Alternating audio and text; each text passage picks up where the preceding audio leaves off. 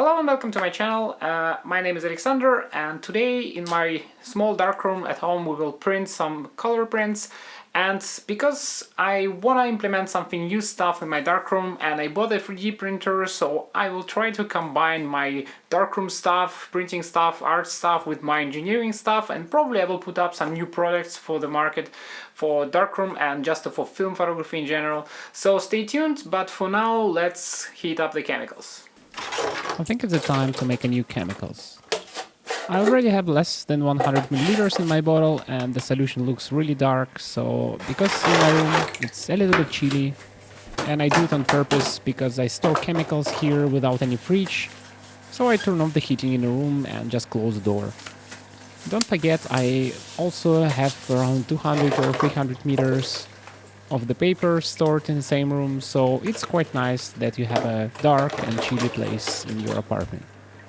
As you remember, I bought this set from Adox more than a year ago, and first of all it's crazy overdue in the storage conditions, but it still works. But I have a sediment inside the part A, and this is actually just a color developer. But it still works. I don't know actually what is falling from this solution, but I definitely need to buy the new kit, and next time I will buy Tetanol kit because it's separate solutions and I think it will store much longer in time. But it's a really good question how to store solutions, and even if I print a lot, I think 1 liter of concentrate is just crazy overkill and you don't really need it if you got public darkroom or something like this. And when solution is ready, let's load the negative, what I want to print, and today I want to print something interesting from the 500T cinema film. This film was produced, basically batched and cut by Sibelsalz, and developed also by the same company, so it's 500T motion picture film, shot in the evening without any filters, and I want to see what corrections I need to do because I'm still waiting for the 4 rolls which I shot over the Christmas and the New Year time. So you can think about this preparation as just prepare how it will print and how it will work and what you can pull up from the picture itself. In my experience, 500T is excellent film and I think it's hard to find anything better than this. And especially if you not scan it, but directly print it on paper, I think this is one of the best printing materials and transfer materials for the paper or for different film.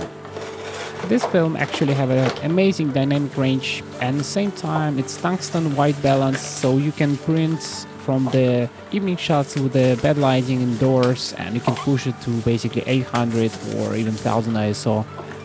But if you go outside and shoot in the normal weather conditions with the daylight, it's also fine, you can survive. Yes, it's shifting colors, it's not optimal, probably it's better to just correct it in camera with the filter on top.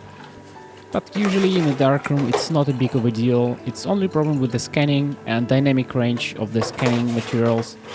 For example, if you're not using separate LEDs with the optimal scanning, you always will get in the problems of the color separation, that one of your channel will be too low and you will have a less depth of color there.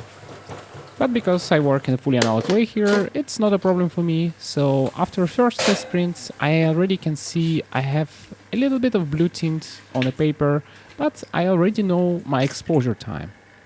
I make with the test printer exposure scale by 3 seconds on f16. And I don't really know how to explain it, but on this film I actually see quite dramatic difference, so I think the emulsion itself a little bit thinner than the emulsion on the classical negative film. Or also it can be the base material a little bit thinner than the classical 35mm film. Nevertheless, it doesn't change anything, it's actually better because you have a more transition of the material and the same kind of a color film on top. And because I want to make correction for blue, I start making steps downwards, so basically decreasing yellow channel to put more yellow inside the picture. And I make a scales of 10, so I start with the 70-70 setting and I test print from 60 and down to 10. So from this test print it's quite easy to see where the transition to greenish color occur, and this means you have channel of magenta, also too much filtered. So I need to put magenta channel significantly lower. So I will set up the optimal level, what I think is optimal for yellow, and from there I will also make a steps for magenta down. So I'm starting from 60, and from 60 by 10 steps I counting down and producing test print.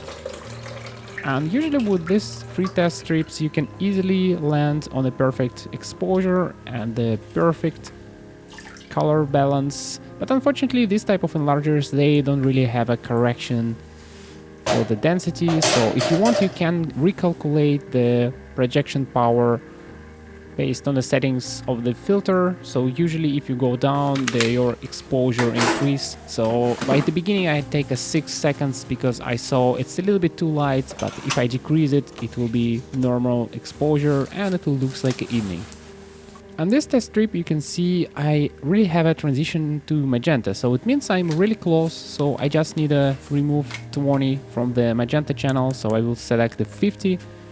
And from here I will get the perfect balance picture. So let's make a bigger exposure, and I'm assuming I have a perfect balance of color, and at the same time I have a perfect exposure on the paper. My solutions is fresh, so I'm no worry about the timing and under development or under bleaching. So I use a 1 minute instead of 45, which is mentioned in the manual. And I found the overdevelopment a little bit in this chemical set proves to be a little bit more punchy in color. I don't know why, maybe it's just because I have a sediment and my chemical kit is a little bit outdated. So this is final picture. It's still wet, but I see the perfect micro contrast, and you need to keep in mind it actually was shot on f1.2 on my Voigtlander 50mm lens on a Leica M4 II. And as always, I really like this lens. This is one of the most beautiful lenses what I actually own.